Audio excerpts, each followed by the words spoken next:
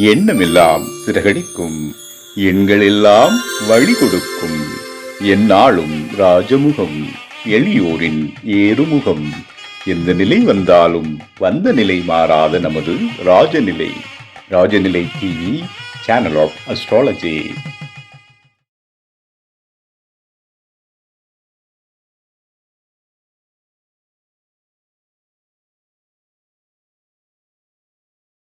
Rajanilai TV channel of astrology பெருமையுடன் வழங்கும் 9வது ஜோதிட கருத்தரங்கம் மிக சிறப்பாக நடைபெற்று வருகிறது. இதில் மக்கள் மனம் தொட்டவர், ராஜநிலை ராசி பலனில் உலகம் நிறைந்தவர், தனது யதார்த்த பேச்சால் ஜோதிடத்தை கூறுபவர். நம் நிகழ்வில் தொடர்ந்து பயணித்து வரும் மக்கள் ஜோதிடர் உயர் திரு என் ஸ்ரீ ராஜ்குமார் ஐயா அவர்களை ஜோதிடத்தில் கிரகங்களின் உறவு முறைகள் என்ற தலைப்பில் உரை நிகழ்த்த வருமாறு தொடங்குகின்றோம். அன்பிற்கினிய ராஜநிலை டிவி உறவுகளுக்கும் நேயர் பெருமக்களுக்கும் என் அன்பான குருமார்களுக்கும் என் குருவிற்கும் என்னை வழிநடத்தி கொண்டிருக்கிற மருதமலை குருஜி ஐயா அவர்களை ஒரு பாதங்களை நமஸ்கரித்தும், இந்த நிகழ்வில் பங்கேற்க ஒரு வாய்ப்பை வழங்கி கொண்டிருக்கிற நித்தம் எங்களுடைய Rajanilai channel of astrology Rajasekar ஐயாவையும் வணக்கத்தையும் நன்றியும் தெரிவித்துக் கொண்டு, இந்த 9வது ஜோதிட கருத்தரங்கில் கலந்து கொள்வதற்கு வாய்ப்பையும் தந்து அதற்கான தலைப்பையும் தந்த உள்ளங்களுக்கு நன்றியும். நாம் பேச எடுத்துக்கொண்டிருக்க தலைப்பு ஜோதிடத்தில் கிரகங்களின் உறவு முறைகள். அது எப்படி கிரகங்கள் தான் உறவா, பாவங்கள் தான் உறவா அப்படின்னா, முதலிலே கிரகங்கள் தான். கிரகத்தை அங்கங்க வைக்கும்போது அது என்னென்ன செய்யும் அப்படிங்கிறது தான் பலன். இப்போ பார்த்தீங்கன்னா, உறவுகள் நம்ம சார்ந்து ஒரு சந்தோஷமா ஒரு கூட்டமைப்பா வாழறது தான் நம்மளோட வாழ்க்கை நெறிமுறையில் இருக்கு. நம்மளோட சனாதன தர்மத்துக்குள்ள அதுதான் இருக்கு. தாய், தந்தை, பிள்ளைகள், அதுக்கப்புறம் அவர்களுக்கு அதே கட்டமைப்புல வந்துட்டு இருக்கும். பார்த்தீங்கன்னா, எள்ளு பேரவரில் வரும், எள்ளு தாத்தா வரலும் வரும். இப்போ இந்த உறவு முறைகள்லாம் எப்படி வாழ்ந்திருக்கு? அப்போ அவங்களுக்குலாம் கிரகங்கள் எதுவும் வாழ்வியல் மாற்றத்தை ஏற்படுத்தலையா? அப்போ கிரகத்தோட உறவு முறைகள் வாழ்வியல் எதையாச்சும் பண்ணுதா? ஏதாவது மாற்றம் ஏற்படுதா? ஒருத்தர் மாதிரி இன்னொருத்தர் இருக்கிறாங்களா அப்படின்னு ஒரு கேள்வி இருந்துகிட்டே இருந்தது ரொம்ப நாளா. அதுக்கான ஒரு விஷயத்தை இன்னைக்கு எடுக்கலான்னு ஒரு முடிவு தான். புரியுதுங்களா? இப்போ பொதுவா ஒரு குரு, ஒரு சூரியன், சந்திரன், ராகு கேதுக்கள், சுக்கரன், இவரோட கதிர்வீச்சு அந்த மனிதனை பாதிக்கும். எப்படி பாதிக்கும்? அதுதானே இங்க முக்கியம். இப்போ சூரியன் நீச்ச பெற்று இருக்கிற குழந்தைகள் எப்படி இருக்கிறது அவ்வளோ ஒரு ஜாதகத்துல பார்க்கும்போது சூரியனை பார்க்கும்போது தெரிந்து கொள்ள முடியும். புரியுதுங்களா? அது எப்படி தெரிஞ்சுக்கலாம் அப்படின்னா, சூரியன் அப்படி ஒரு கட்டத்துல பார்க்கும்போது சூரியன் போட்டுட்டா தந்தை, அவர்தான் பிரதா, அதுக்கப்புறம் தான் மூத்த மகன், அப்புறம் மாமனார், இல்லை அவரோட முன்னோர்கள் அல்லது அரசு தலைமை. இப்போ சூரியனை வச்சுதானே அரசாங்கத்துக்கு அவர் போவாரா போக மாட்டாரா, அந்த உறவு முறையை தான் நம்ம பார்க்க முடியும். இவர் தந்தையால நன்மை அடைந்திருப்பாரா இல்லையா? இப்போ அவர் நீச்சம் பெற்றாரு, சூரியன் பகை பெற்றிருக்காருன்னா அந்த குழந்தை அந்த தந்தையோடு சேர்ந்து வாழாது. இதுதான் கான்செப்ட். அப்படி இல்லைன்னா பகை பெற்றிருக்கோம், தந்தையால் நன்மை இல்லை. இதை நம்ம சூரியனை வைத்து கண்டிப்பாக சொல்ல முடியும். இதுதான் கிரகத்தினுடைய உறவு முறைகள். சரி, அடுத்ததா சந்திரன் எடுத்துக்கிறோம். சந்திரன் எடுத்துக்கிட்டா சந்திரனை எல்லாருக்கும் தெரியும். தாயும் அங்குதான் இருக்கிறார், மாமியாரும் அங்குதான் இருக்கிறார், அத்தையும் அங்குதான் இருக்கிறாங்க. பொதுவா பெண் எடுத்துக்கூடாது. சந்திரன்னா இந்த உறவு முறைக்குள்ளதான் கொண்டு வந்து நிக்கணும்.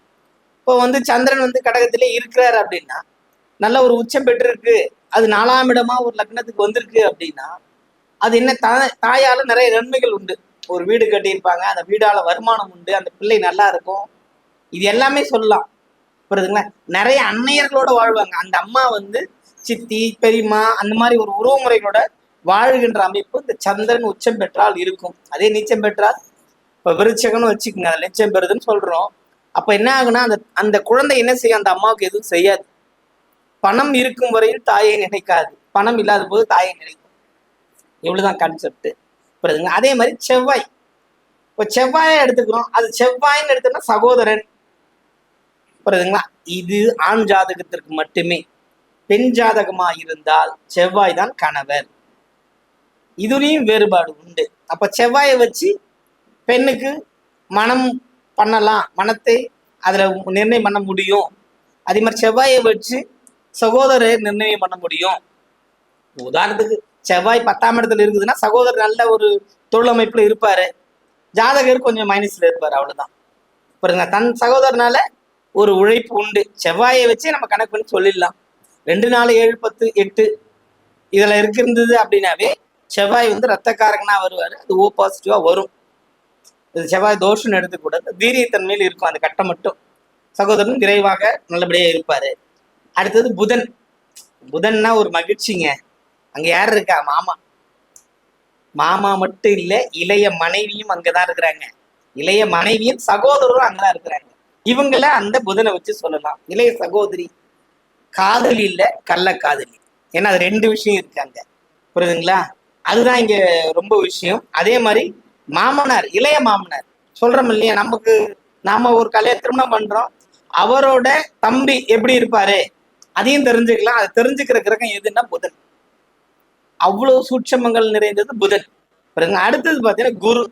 குரு என்றாலே ஜீவன், ஆசிரியர், குழந்தை, நம் குழந்தை, புரியுதுங்களா? நாம ஒரு ஜாதகரே குரு வச்சு சொல்லிடலாம். நீங்க லக்னத்தை பார்க்க தேவையில்ல, குருவை பார்த்தால் ஜாதகர் எப்படி ஜீவனம் செய்து கொண்டிருக்கிறார், என்ன மாதிரி அமைப்பில் இருக்கிறார். குரு வந்து நல்லபடியா இருந்தார்னா வேதாகமங்களை கற்றுணராமலேயே அனைத்தையும் தெரிந்தவராக இருப்பார். கோவில் பூஜை புனஸ்காரம் அத்தனை செய்யக்கூடிய ஒரு வல்லமை குருவினால் கிடைக்கும். அப்ப குரு வந்து வேத மந்திரம் அறிவுன்னு எடுத்துக்கலாம். உறவு முறைகள்ல நம்ம வந்து எல்லாமே எடுத்துக்கணும் இல்லைங்களா? அடுத்ததா பார்க்கும்போது பாத்தீங்கன்னா சுக்கிரன். சுக்கிரன்னா மனைவி ஃபர்ஸ்ட், இல்ல மூத்த சகோதரி, மருமகள், அத்தை மகள். சுக்கிரன்ல இன்னொரு விஷயம் இருக்கு, சுகபோகங்களும் அங்கதான் இருக்கு, நன்மைகளும் அங்கதான் இருக்கு, புரியுதுங்களா? சனின்னு எடுத்துக்கிறோம். அடுத்து பிரதான கிரகம் சனி. அதுனா அண்ணன், மூத்த சகோதரி அல்லது வேலையாட்கள், புரியுதுங்களா? இதுக்கு பின்னாடி இன்னொரு விஷயம் சொல்ற பாருங்க. இப்போ ஒருத்தர் வந்து சனி வந்து நல்லா இருந்துருச்சு, ஒரு ஜாதகம் வலுவா இருந்துருச்சுன்னா அவரிடம் வந்து 20-30 வருஷமா வேலை செய்யணும்னு ஒரு ஆள் இருந்துகிட்டே இருப்பாங்க. கேட்பீங்களா? நிறைய பேர் பாக்குறீங்களா? நான் 20 வருஷமா ஒரு வீட்டுல வேலை செய்யறேன், இவர் 30 வருஷமா ஒரே கம்பெனில இருக்குன்னா அந்த முதலாளிக்கு சனி ஒரு நல்ல ஒரு ஃபேவரட்டான இடத்துல இருப்பார், புரியுதுங்களா? இதுவே சனி கெட்டு இல்ல, அது ராகு கேது செவ்வாய் கேட்கோடு இருந்ததுன்னா எந்த வேலையாட்களும் அவர்கிட்ட நிக்க மாட்டாங்க. உறவு முறையில வேலையாட்களுக்கு சனியின் அந்தஸ்தை கொடுத்திருக்கிறது. அடுத்தது ராகு. இந்த ராகு தந்தை வழி தாத்தா, தந்தை வழி உறவுகள். ஒரு வயதானவர் வராரு, என் பேரனுக்கு ஜாதகம் பார்க்கணும் அப்படின்னா நம்ம ராகு பார்த்து சொல்லிடலாம், ஏன்னா அவருக்கு அது அந்த பாகம் வேலை செய்யும். கேது அப்படிங்கிறது தாய் வழி உறவுகள், புரியுதுங்களா? இப்ப இந்த ராகு கேதுல இன்னொரு சுட்சமும் இருக்கு. ராகு நல்லா இருந்துச்சு அப்படின்னா சில சில குழந்தைங்க பாத்தீங்கன்னா எப்பவுமே அப்பா அம்மாட்ட போய் வளராது, குழந்தை பிறக்கிறது மட்டும்தான் அங்க இருக்கும். ராகு கேது நல்ல நிலைமையில இருந்துச்சு அப்படின்னா ஆயாவோட வீட்டிலே தாத்தாவோட வீட்டிலே படிக்கும், வளரும், வேலைக்கு போகும், எல்லாம் அங்கேயே நடக்கும். அப்பா அம்மா ஒரு கெஸ்ட் ரோல் மட்டும் தான் பண்ண முடியும். அதே தான் கேதுலையும். அப்போ இதுல வந்து ஏதேனும் மாற்றம் ஏற்பட்டா மட்டும்தான் நிறைய வித்தியாசங்கள் உண்டு. இப்ப ஜோதிடத்துல வந்து நிறைய அளப்பரிய அறிவு அதுல ஒளிஞ்சிருக்கு, நிறைய விஷயங்கள் இருக்கு. இப்ப நட்பு ஆட்சி அடிப்படையில தான் 2 விஷயம் இருக்கு, ஒரு குரு அணி ஒரு சுக்கிர அணி, இதுதான் முக்கியம். இப்ப தேவகுரு குருவே, புரியுதுங்களா? ஆனா அசுர குரு சுக்கிரன். இந்த தேவகுரு அணி அப்படின்னும் போது சூரியன், சுக்கிரன், செவ்வாய், கேது, புரியுதுங்களா? அதே மாதிரி அசுரகுருல சனி, ராகு, புதன், சுக்கிரன். இதுல என்ன வேற்றும் அப்படின்னா, இப்போ தேவகுரு அணியில இருக்கிற லக்னத்தாருக்கு ஏற்படுகின்ற இந்த எதிரணியில் இருக்கிற தசாபுத்தி இருந்தா நன்மை இல்லை அப்படிங்கிற சொல்றோம் இல்லைங்களா? அது ஏன் அப்படின்னா பகைமை, புரியுதுங்க? எல்லா உறவு முறைக்கும் ஒரு பகைமை இருக்குல்ல. ஒரு வண்டி வாகனம் இயக்கிட்டு போறோம், இப்போ அங்க செவ்வாய் வீக்னஸா இருக்குல்ல, பகை பெற்று இருந்தா கண்டிப்பா அவர் அபராதம் கட்டுவாரு. சூரியன் பகையாயிருச்சு அப்படின்னா அரசாங்கத்துக்கு அவரால் ஒரு வருமானம் உண்டுன்னு வச்சுக்கலாம், புரியுதுங்களா? சூரியன் சுத்தமா பாழடைஞ்சு போச்சுன்னா டெய்லி 12 மணிக்கு மேல வருமானத்தை கொடுப்பாருன்னு வச்சுக்கலாம், அவ்வளவுதான். ஏன்னா இங்க அந்த சூட்சமங்கள் வலு பெறுகின்றன, புரியுதுங்களா? அதுவும் ரொம்ப முக்கியமான விஷயம். பெண் ஜாதகத்தில் சூரியன் சனி சேர்க்கை அப்படிங்கிறது ரொம்ப பாசமானது. ஏன்னா சூரியன் சனிங்கிறது நிறைய பாக்குறீங்க, சூரியன் சனி சேர்ந்து இருந்தாலோ அல்லது பெண் குழந்தைகள் அதிகமா தந்தை மேல பாசம் பாக்குறீங்களா? ஏன் அப்படி அது வருது அந்த கான்செப்ட்? அங்க குருவும் சூரியனும் சனியும் இணைந்து இருக்கிறதுனால அங்க பாசம் இருக்கு. புரியுங்களா? அதே ஆண் ஜாதகர் பாருங்க, சூரியன் சனி சேர்ந்து இருந்தா எதிரியா இருப்பாங்க. சூரியன் சனி சேர்ந்தா என்ன நடக்கும்? தந்தை மகன் பிரிவினில் இருப்பார்கள். இல்ல ஒருத்தர் நேரடியாக பேசிக்க முடியாது, சண்டை சச்சரவு வரும். இது என்ன விஷயம்னா, இதுல இன்னொரு அதிசூட்சமும் நம்ம குருநாதர் இப்போ அவர் எழுதுனது வச்சு நான் ஒரு விஷயம் தெரிஞ்சுக்கிட்டேன். அந்த எழுதும் பொழுதே பிளஸ்ஸா இருக்கும்போது எதிரியா இருக்கு மாறுமா அப்படின்னா, எப்போ அது நடக்கும்? கொஞ்ச காலம் இருப்பாங்க, வளருவாங்க, போவாங்க. அந்த சூரியனும் சனியும் சமசப்தமமாக பகைத்து கொள்ளும் பொழுது தந்தைக்கு கண்டமோ அல்லது பிள்ளை கண்டமோ இருக்கும். நேத்து ஒரு ஜாதகம் சத்தியம், அப்பா நல்லா இருக்கிறாரு, பையனுக்கு பிரச்சனை, 21 வயசு தான் ஆகுது. பாத்தீங்கன்னா சூரியன்ல சனி புத்தி. யாராவது ஒருத்தர் வீழ்த்தணும், அப்போ பிள்ளைக்காக பாதிச்சிருச்சு. அங்க அங்க அங்க அந்த விஷயத்தை எடுத்து கொடுக்குது. இங்க ஐயா கொடுக்கும் பொழுதுதான் அங்க எனக்கு நேற்று நடந்த நிகழ்வு இன்னைக்கு இருக்கு. இங்க வரும்போது கூட ஃபோன் பண்ணாங்க, இந்த மாதிரி இது சரியே ஆகலையே, என்ன பண்ணலாம்? இல்ல 2 நாள் ஆகும், நான் வந்து அதை பார்ப்போம், முதல்ல நான் சொன்னதை செய்யுங்க. அதுக்கு ஒரு பெரிய பரிகாரம் ஒண்ணு கிடையாது. நல்லெண்ணெயை வாங்கிட்டு போய் குலதெய்வத்துக்கு முன்னாடி ஒரு பெரிய மடக்கு வச்சு 2 திரி போட்டு ஏற்றி, எனக்கு தெரியாது, ஏதோ ஒரு விஷயத்த பண்ண, எனக்கு நல்லது செய்யும் கேட்கும் போதே கிடைச்சிடும். புரியுதுங்களா? அதே மாதிரி சரலக்னத்திற்கு புரியுதுங்களா, அண்ணனுடன் கூட்டு வைக்க கூடாது. இது வந்து ரொம்ப ரொம்ப விஷயம், நல்ல விஷயமே அதான். சரலக்னக்காரங்க அண்ணன் சொன்னா நஷ்டம்னு வச்சுக்கங்க. அண்ணாச்சி இதை செய்யுங்க அப்படின்னா அவர் நல்லது செய்ய மாட்டார். வார்த்தையிலே அந்த பாவகமே வேலை செஞ்சிடும். அதே மாதிரி சிறராசிக்காரங்க தந்தையோட ஒரு நட்புறவோடு இருக்க முடியாது, அல்லது ஒரு பார்ட்னர்ஷிப்ல அப்பாவோட பணத்தை வாங்கி இதை செய்யும் போது அங்க விரயத்தன்மை காட்டும். ஜோதிடத்துல இருக்க அதிகபட்சமான உறவு முறைகள் அதுதான் ஒரு பெரிய விஷயம். அதே மாதிரி உபயலக்கணக்காரர்கள் அப்படின்னு எடுத்துக்கும் போது கூட்டாளிகளுடன் வந்து கூட்டு சரி வராது. உபயலக்கணக்காரர்கள் எல்லாருக்குமே மனைவியுடன் ஒரு பிணக்கு இருந்தே தீரும். எப்பெல்லாம்? எல்லா நாளுமே. குறிப்பா சொல்ல போனா பகல் பொழுது ஆண் வலிமையா இருப்பார், இரவு பொழுது பெண் வலிமையா இருக்கும். உதாரணம் உபயலக்னம் அப்படின்னு நம்ம எடுத்துக்கிட்டோம்னா மீனம், மிதுனம், கன்னி, தனுசு. புரியுதுங்களா? அடக்கமா போற மாதிரி இருக்கும். எது செஞ்சாலும் அவங்களுக்குள்ளே வந்து ஒரு பிரச்சனை இருந்துகிட்டே இருக்கும். நான் உன்னை பார்த்துறேன்னு ஆனா நைட் போய் சரண்டர் ஆகிதான் ஆகணும். புரியுதுங்களா? அதே மாதிரி இந்த கிரகங்கள்ல இன்னும் அதிசூட்சமா பாத்தீங்கன்னா, பகல்ல வந்து தாய் சுக்கிரனாகவும் தந்தை சூரியனாகவும் இருக்கும். இரவுல தாய் சந்திரனாகவும், இரவில் பிறந்தவர்களுக்கு, பகல்ல பிறந்தவர்களுக்கு தாய் சுக்கிரன் தந்தை சூரியன், இரவில் பிறந்தவர்களுக்கு தாய் சந்திரன் தந்தை சனி. புரியுதுங்களா? இப்படிதான் அந்த ஆட்சி உச்சம் நீச்சம் பகைமை இப்படிதான் இருக்கு. இப்ப நம்ம சொல்றோம் இல்லை, கிரகத்தின் உறவு முறைகள் வந்து நிறைய சொல்லிட்டு போகலாம். ஏன் இந்த கிரகம் இப்படி இருக்கு, ஏன் இந்த கிரகம் அதை பண்ணுதுன்னா, ஒவ்வொரு கிரகத்தின் வளர்ச்சி அதோட 7ஆம் பாவத்தை பார்த்தீங்கன்னா, இப்ப சுக்கிரன் மீனத்தில் உச்சம், 7ஆம் இடத்தில் நீச்சம். இது பெரிய கான்செப்ட் இல்லை, ரொம்ப எளிமையா முன்னோர்கள் சொன்னது. ஏன் அப்படி வருது அப்படின்னா, இப்ப புதன் ஒருத்தருக்கு வலிமை குறைந்து இப்ப மீனத்துல இருக்கிறார் அப்படின்னா, அவர் எவ்வளவு சுவையான உணவு சமைத்து கொடுத்தாலும் அந்த உணவின் மகத்துவத்தையோ அல்லது ஒரு அற்புதமான விஷயத்தையோ அது உண்டு நல்லா இருக்குன்னு சொல்ல மாட்டார். ஹாஸ்பிட்டல்ல இருந்து வர்றவங்களுக்கு நம்ம பிரெட் கொடுக்குறோம், அதோட காரகத்துவம், பிரெட்னா கோதுமை, அங்க சூரியன் வேலை செய்யறாரு. புதனுக்கு நட்பாகவே இருந்தாலும் அந்த அந்த உணவை அவரால் நல்லபடியாக கொண்டு போக முடியல. இதே சந்திரன் பகைமை பெற்று ராகு கேதுகள் இணைவில் இருந்தால் தாயார் வந்து இல்லாம இருக்கணும், அப்படி இருந்தாங்கன்னா ஒன்னா இருக்க முடியாது அப்படிங்கிற விஷயமும் இங்க இருக்கு. செவ்வாய்க்கும் அதே தான் கான்செப்ட். புரியுதுங்களா? செவ்வாயில சனியின் பார்வை அல்ல சனியோடு இணைஞ்சிருச்சு அப்படின்னா அந்த உறவு அங்க பாழ்படும். உறவு மட்டும் இல்ல, பணம், பொருளாதாரம், வண்டி வாகனம் இது போன்ற அமைப்புகள்லாம் ரொம்ப சட்ட சிக்கலுக்குள்ள ஆளாயிடும். என்ன செஞ்சாலுமே தீர்வு பண்ண முடியாது. சொல்லுவாங்க, நான் என்னதான் பண்றது, என்னதான், எதுவுமே பண்ண முடியாது. ஒண்ணு விலகணும். இப்போ நிறைய வந்து இந்த நீச்சல் பயிற்சியில புதுசா போறவங்களுக்கு, இந்த அழைத்தர்களை கத்துக்கிறவங்களுக்கு அவங்களுக்கு சொல்லக்கூடிய விஷயங்கள்னா, பெரும் சூழல் அடிக்கும் பொழுது நீ கடல்ல குதிச்சிட்டுனா நீ கையை காலையே ஆட்டிட்டு நான் வெளியே வந்துடும் நினைச்சீன்னா உள்ளதான் போக முடியும்.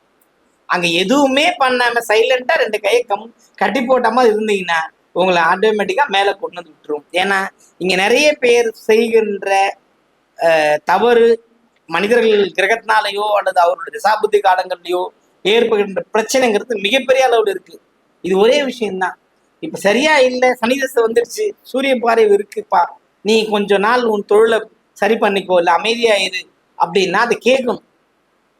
அப்ப நான் மீண்டு வந்துடும் சொல்லி இவர் போய் கடனை வாங்கிட்டார் அப்படின்னா அந்த கடன்ல இருந்து மீண்டு வர முடியாது. பத்தாததுக்கு வட்டி கட்ட முடியாத நிலைமை போகும். புரியுதுங்களா? இங்க குரு வந்து பாத்தீங்கன்னா நிறைய நட்பு அப்படின்னும் போது சூரியன், சந்திரன், செவ்வாய் நட்பு, அதே புதன், சுக்கிரன் வந்து பகைமையா தானே போகுது. அப்ப பகையினா அங்க என்ன ஆகும்? பகையினா நமக்கு அது கடனை உருவாக்கி கொடுத்துரும். எந்த கடன்? பிறவி கடனே கொடுக்கும். பார்த்தீங்கன்னா குரு நம்ம சொல்றோம், குருன்னா என்ன? குழந்தைன்னு சொல்றோம். குரு 6ஆம் இடத்துல இருக்கு, கெட்டு போய் இருக்கு, தீய கிரகத்தின் பார்வையில் இருக்கு, குழந்தை சார்ந்த பிரச்சனை இருக்கும், குலதெய்வத்துக்கு போக முடியாது, சுத்தி இருக்கிற அக்கம் பக்க ஜீவராசிகளால் நமக்கு பிரச்சனை இருந்துகிட்டே இருக்கும். அவ்வளவு தீங்கு விளைவிக்கக்கூடிய செயல்கள்லாம் எங்கிருந்து கண்டுபிடிக்கலாம்னா கிரகத்தின் வாயிலாகத்தான் கண்டுபிடிக்க முடியும். கிரகங்கள் இல்லாமல் உறவுகள் இல்லை. ஒவ்வொரு உறவுகளுக்கும் ஒவ்வொரு கிரகத்தன்மை கொடுத்துருக்காங்க. இன்னொரு விஷயம், தந்தை இருக்கும் வரையில் சூரியன் பார்க்கலாம். ஜாதகத்தில் தந்தை இருக்கும் வரை சூரியனோட பாவகத்திலோ சூரியன் இருக்கும் கட்டத்தை வச்சு பலன் சொல்லலாம். தந்தை இல்லை அப்படி என்ற சூழ்நிலை வரும் பொழுது ராகுவை வைத்து பலன் எடுப்பது சிறந்த ஒரு பலனை தருகிறது. அது ஏன் அப்படின்னு நினைக்கும் போது, ராகுனா நம்ம ஆயத்தாத்தான் சொல்லிட்டோம், தந்தை வழின்னு சொல்லியிருக்கோம். அப்போ சூரியன் வேலை செய்யாத போது ராகு வேலை செய்யும். ஒரு விஷயத்துக்கும் அப்படிதான் வருது. புரியுதுங்களா? இப்ப 5ஆம் இடத்து அதிபதி அப்படின்னு எடுக்காம நமக்கு 5ஆம் இடத்து பாவமும் குழந்தை பாவம்னு எடுக்கணும். அப்ப குருவை வச்சு எல்லா விஷயத்தையும், இப்போ ஒரு ஆசிரியர்கிட்ட ஒரு விஷயம் வாங்கணும், இல்ல அந்த ஆசிரியர்கிட்ட ஒரு கல்வி பயிலணும் அப்படின்னா குருவை தான் நம்ம எடுத்துக்கிறோம். குலதெய்வத்தின் அருள் வேணா அதை எடுத்துக்கிட்டோம். குருன்றது நம்ம என்னன்னு எடுத்துக்கிட்டோம். அப்போ இவ்வளவு அற்புதமான கலைகள் இந்த கிரகத்துல இருக்கு. இந்த கிரகத்தை வச்சு எவ்வளவு அதிசூட்சமான விஷயங்கள் நம்ம எடுத்துக்க முடியும். புரியுதுங்களா? ஏன்னா கிரகத்துல நம்ம உங்களுக்கு தெளிவா புரியணுன்றதுக்காக இந்த கிரகங்கள்லாம் இந்த உறவு தான் நம்ம பார்த்துக்கலாம். உங்க ஜாதகத்தை நீங்களே பார்த்துக்கலாம். சூரியன் எங்க இருக்கு, இன்னைக்கு எங்க இருக்கிறாரு, இவ்வளவுதான் கான்செப்ட். இப்ப அவர் போற இடம், போற வீடு பகைமை வீடா, அப்ப அப்பா கூட கொஞ்சம் பிரச்சனை இல்லாம இருக்கும். இப்ப அன்றாட வந்து நிகழ்வுல வந்து தின தலைப்புல இருந்து தினம் தினம் ராசி பலன் சொல்லும் போது என்ன சொல்றோம்? இன்னைக்கு கோச்சாரமா சூரியன் எங்க இருக்காரு, இந்த கட்டத்துக்கு அவர் என்ன பாதகத்தை தருவாரு, அது அப்பாவா சித்தப்பாவா, அது மாமனா மைத்தானா அப்படின்ற விஷயத்த சொல்லிதான் அந்த பலனை சொல்றோம். கிரகத்தை உணர்ந்து கொண்டால் எல்லா விதமான வெற்றிகளையும் பெற முடியும் என்பதை இந்த நேரத்தில் பதிவு செய்து உங்கள் அனைவரிடமிருந்தும் விடைபெறுகிறேன். இந்த நேரலையை எங்களுக்கு ஏற்பாடு செய்து தந்த எங்கள் ராஜசேகர் ஐயா அவர்களுக்கும், இதை அனைத்து விதமான தொலைத்தொடர்பு சாதனங்களில் பயன்படுத்தி எங்களை எல்லாம் பேச வைத்துக் கொண்டிருக்க மெய்யரசன் அவர்களுக்கும், மலை அம்மா அவர்களுக்கும், கௌஷ்கி அம்மா அவர்களுக்கும் என்னுடைய குருநாதரோட பொற்பாதங்களை பணிந்து இந்த வாய்ப்பு நல்கியதுக்கு நன்றியும் மகிழ்ச்சியும் தெரிவித்துக் கொள்கிறேன். வாழ்க வளமுடன், வாழ்க வையகம். ஒரு இனிய தருணம்.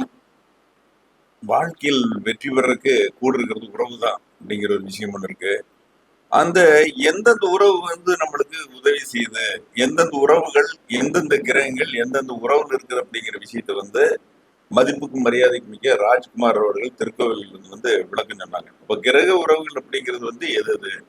அப்ப சூரியன் அப்படிங்கிற போது தகப்பனார் கூடிய உறவாக இருக்கிறது அப்படிங்கிற ஒரு விஷயத்த தெளிவச்சாதே வரும். 9 கிரகங்களும் என்னென்ன உறவுகள் அப்படிங்கிற விஷயத்த சொல்லி, உறவுகள விஷயங்களை சொல்லி, அதே மாதிரி என்னென்ன பண்ணுது, அப்ப அந்த உறவுகள்லாம் நமக்கு நன்மை என்ன, அப்ப எந்த உறவு, இப்ப சகோதரன் அப்படின்னா ஒரு விஷயம் சொன்னார். சகோதரன் அப்படிங்கிற போது சரளக்கணமாக இருந்து 11ஆம் இடம் அப்படிங்கிறது வந்து அண்ணன்கிற உறவு சரி வராது.